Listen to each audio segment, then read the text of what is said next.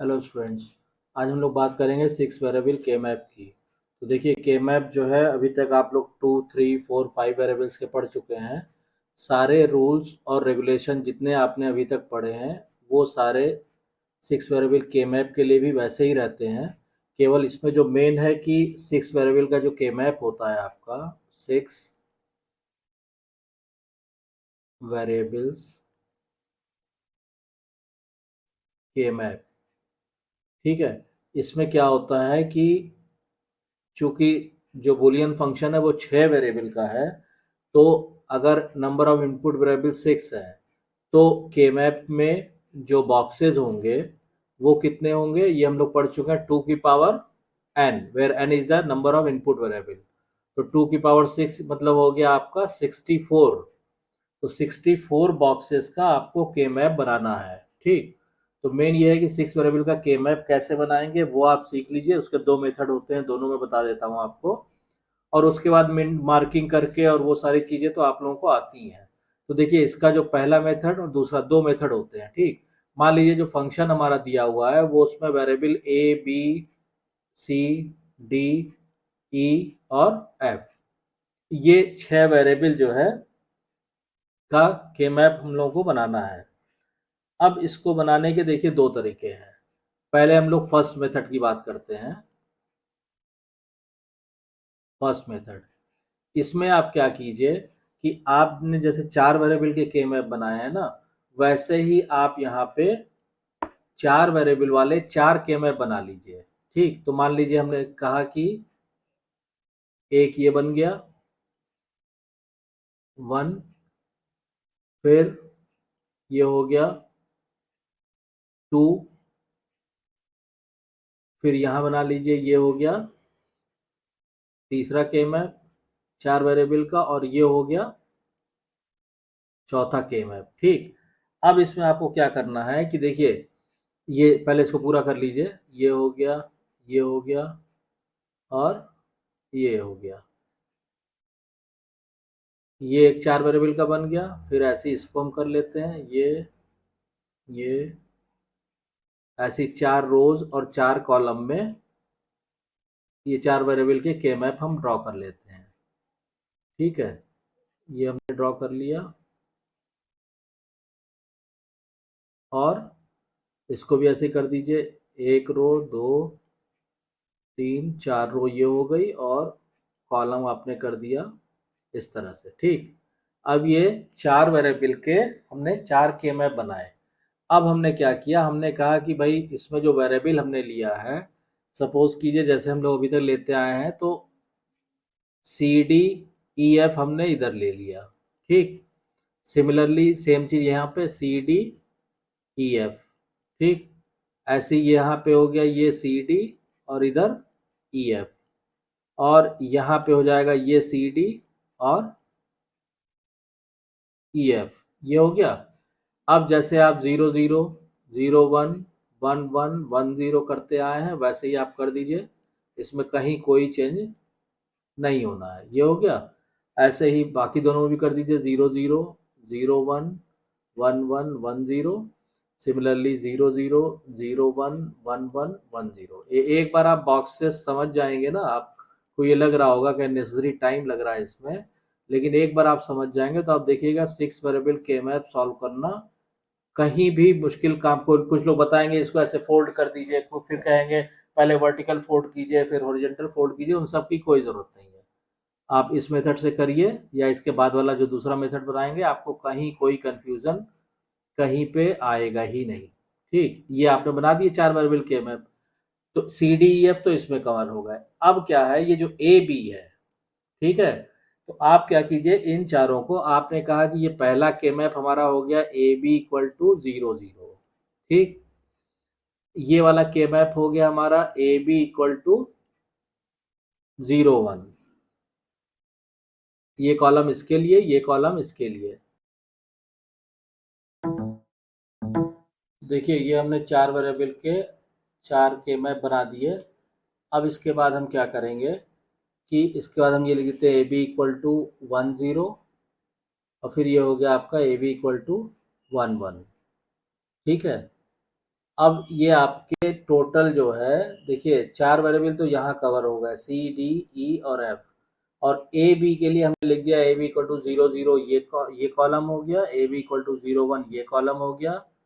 फिर हमने कहा कि ए बी इक्वल टू 1 0 ये वाला के मैप हो गया, और ए बी इक्वल टू 1 1 ये फोर्थ लास्ट वाला के मैप हो गया। अब इसमें आप क्या कीजिए, जैसे अभी तक हम लोग मार्क करते आए हैं, मिनटर मार्क कर दीजिए। तो 0 से लेकर 15 तक तो ये पहले वाले के मैप में आ जाएगा, ठीक है। उसके बाद क्या करेंगे हम कि 0 से 15 तक तो ये आ गया। तो देखिए पहले के मैप में तो हम लोगों ने ये मार्क कर दिया, ये आपका 0 से 15 तक तो पहले के मैप में मार्क हो गया। अब इसके बाद क्या करेंगे, अब हम लोग शुरू करेंगे इसी तरह दूसरे के मैप में भी मार्किंग कर देंगे। तो ये हो जाएगा आपका 16 17 18 19। तो जैसे अभी तक आप 4 वेरिएबल के मैप में मार्क करते आए हैं, वैसे ही इन चारों के मैप में ये आप जो है मार्किंग करते चले जाएंगे उसी फॉर्मूले से। इसमें कहीं कोई चेंज नहीं होना है। और कहीं भी आपको कन्फ्यूज़न हो तो उस बॉक्स को वेरिएबल से मिला लीजिए, तो आप देखिए वही वैल्यू आएगी, ठीक है।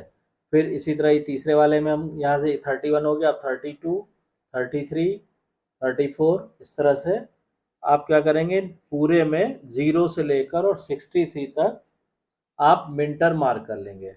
इन मिंटर को मार्क करने से फ़ायदा आपको ये मिलेगा कि आगे जब क्वेश्चंस आप करेंगे तो चाहे सॉल्व के फॉर्म में हो तो 1 की एंट्री करेंगे, या पॉज की फॉर्म में हो तो 0 की एंट्री करेंगे, तो आपको कोई प्रॉब्लम नहीं आएगी। आप फटाफट एंट्री करके और उनकी ग्रुपिंग कर सकते हैं। तो देखिए इसमें हो गया 47 तक, फिर 48 49 50 51, ऐसे ही आप पूरा मार्क कर दीजिए इसको अप टू। थोड़ा सा इसमें टाइम लग रहा है, लेकिन ये एक बार आपको समझना है, एक बार समझ में आ जाएगा तो आपको कहीं कोई चीज़ रटने की जरूरत नहीं है। अगर 6 वेरिएबल का भी क्वेश्चन आ जाता है एग्जाम में तो आराम से आप इसी फॉर्मूले से करके और आराम से उसको आप सॉल्व कर सकते हैं। ये 60 61 62 और 63 ये आपका मिंटर मार्क हो गए। अब 0 से लेकर 63 के बीच में क्वेश्चन में जो जो भी मिंटर दिए हुए हैं उसको हम क्या करेंगे, उसको हम इन के मैप पे 1 से एंट्री करेंगे। तो अब 1 से एंट्री करने में देखिए एक चीज़ ये है कि अब यहाँ पे तो चूंकि हमने मिंटर में इतना बड़ा बड़ा लिख दिया है, तो अगर यहीं पे 1 की एंट्री करेंगे तो हो सकता है कंजस्टेड हो जाए।